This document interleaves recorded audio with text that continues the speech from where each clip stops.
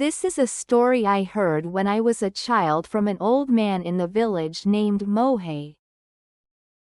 Long ago, near our village there was a small castle in a place called Nakayama, and a lord known as Lord Nakayama lived there. A little way off from Nakayama, deep in the mountains, there lived a fox called Gon. Gon was a lonely little fox who had dug a burrow in a fern-covered forest. Day and night alike, he would come out to the surrounding villages, doing nothing but mischief.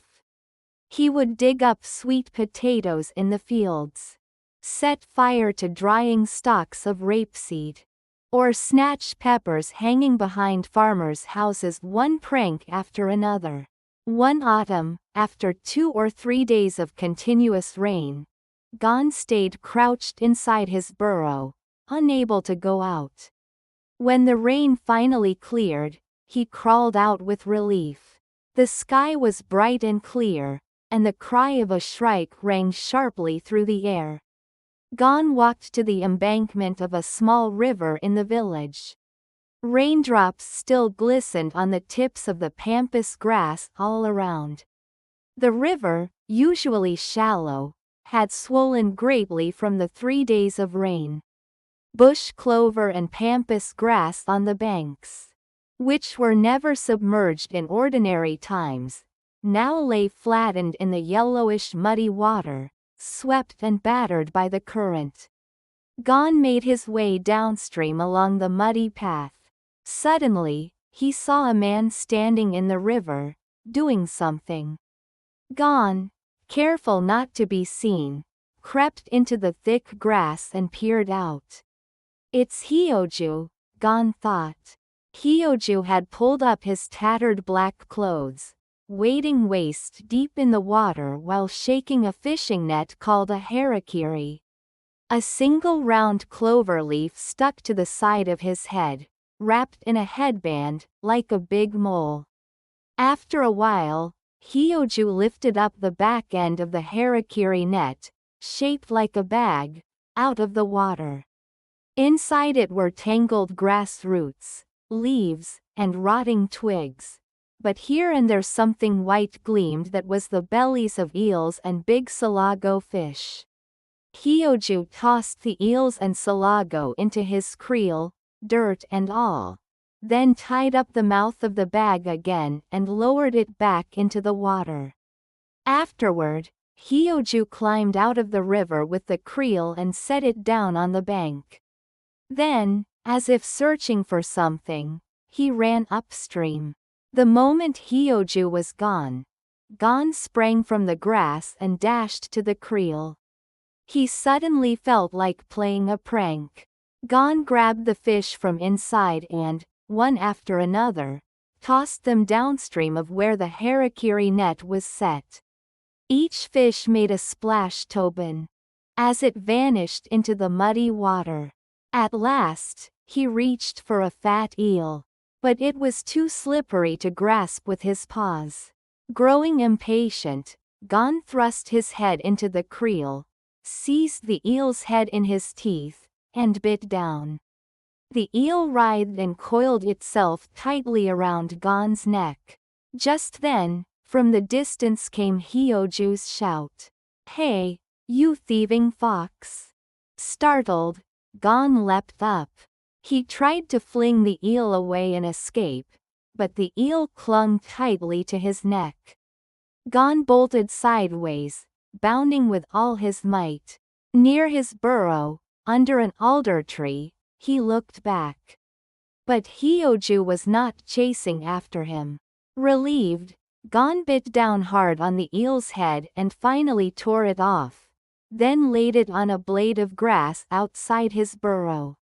About 10 days later, as Gon was passing behind the house of a farmer named Yasuki, he saw Yasuki's wife in the shade of a fig tree, blackening her teeth.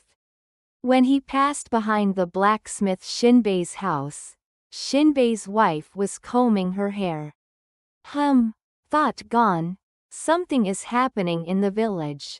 What could it be? An autumn festival, perhaps? But if it were a festival, I should be hearing drums and flutes. And first of all, there would surely be banners raised at the shrine. Thinking such things as he walked along, he suddenly found himself in front of Hyoju's house, the one with the red well out front. Inside the small, half-ruined house, many people had gathered. Women dressed in their best clothes, with towels hanging at their waists, were tending fires at the outdoor hearth. In a large pot, something was simmering. Ah, it's a funeral, Gon thought. I wonder who in Hyoju's family has died. That afternoon, Gon went to the village cemetery and hid in the shadow of the 6 Jizo statues. It was fine weather, and in the distance the roof tiles of the castle gleamed. Red cluster amaryllis bloomed in rows across the graveyard, like strips of crimson cloth.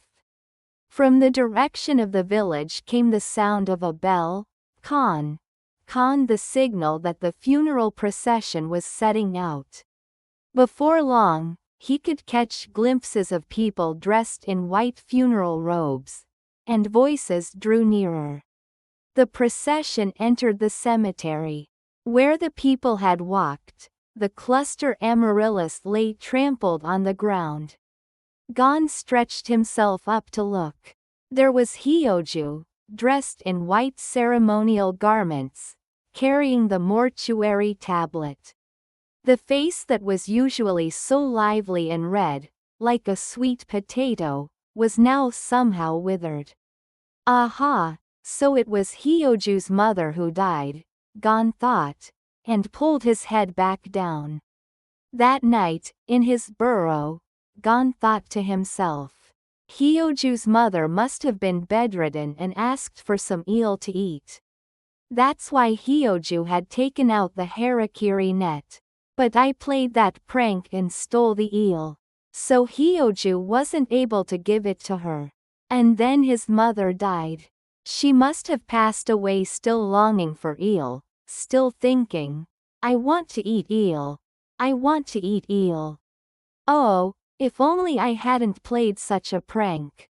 One day, Hyoju was at the red well, washing barley. He had lived a poor life with only his mother, and now that she had died, he was completely alone.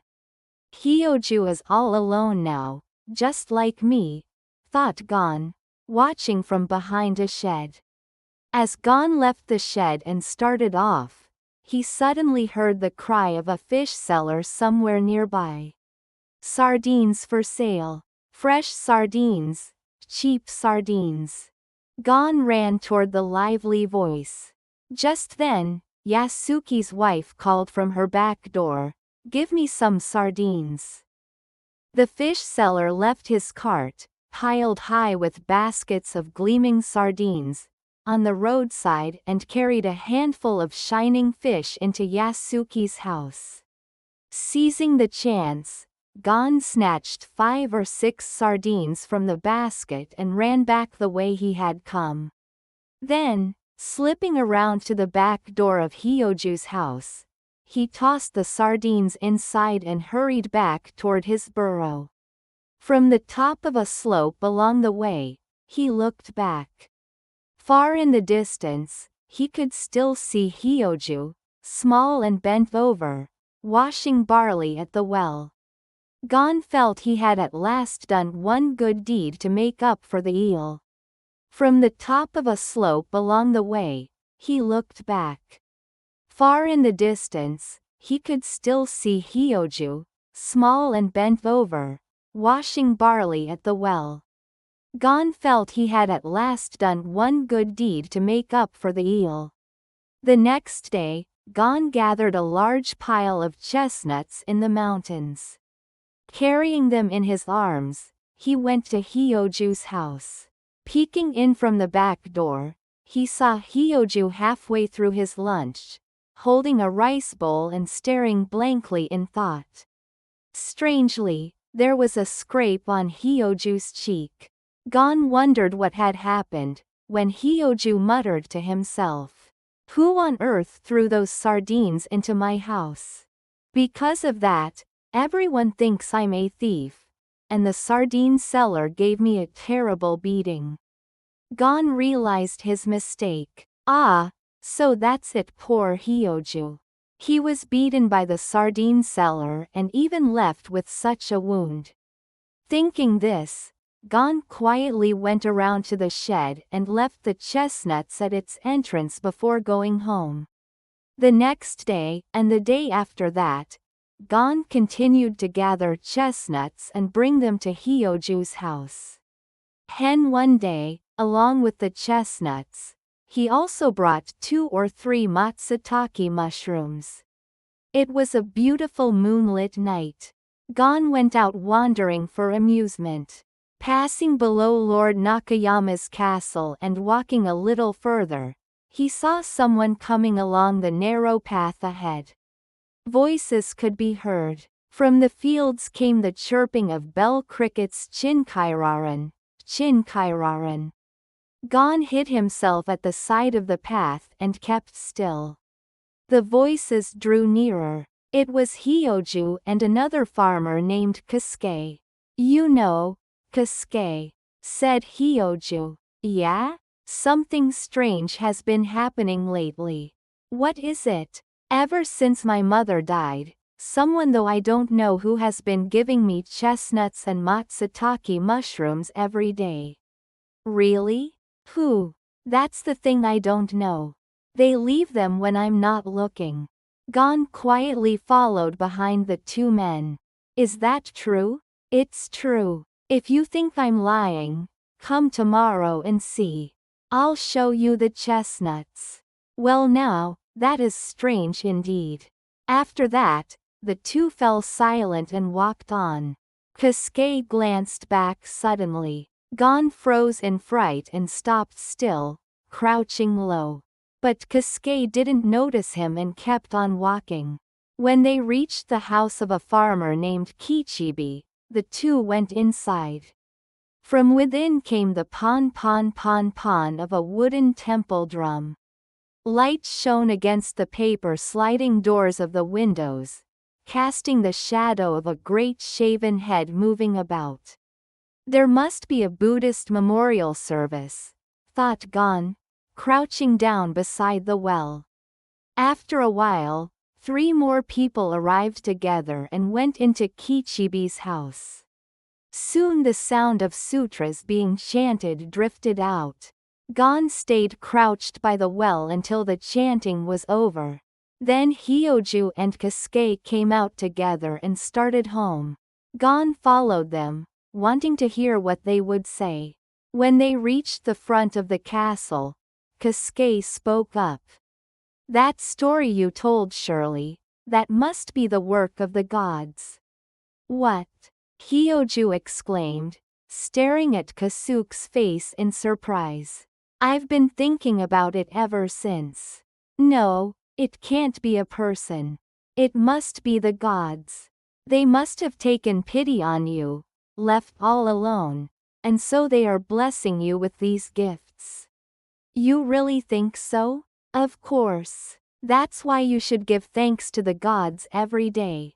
All right, said Hyoju. Hearing this, Gon thought to himself. Well now, that's disappointing. I'm the one who's been bringing him chestnuts and matsutake, and yet he thanks the gods instead of me. That hardly seems fair. The next day, too, Gon took some chestnuts and went to Hyoju's house. Hyoju was in the shed, twisting ropes. So Gon quietly slipped into the house from the back door.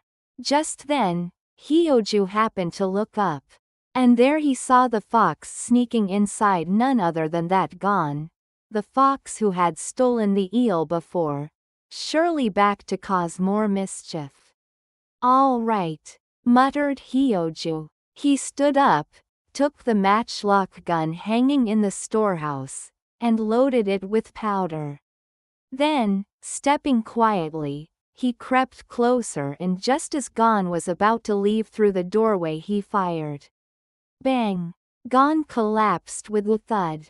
Hyoju rushed over. Looking into the house, he noticed a pile of chestnuts placed neatly on the dirt floor. What's this? Hyoju exclaimed, dropping his gaze to the fallen fox. Gon, so it was you. You were the one who brought the chestnuts, all this time.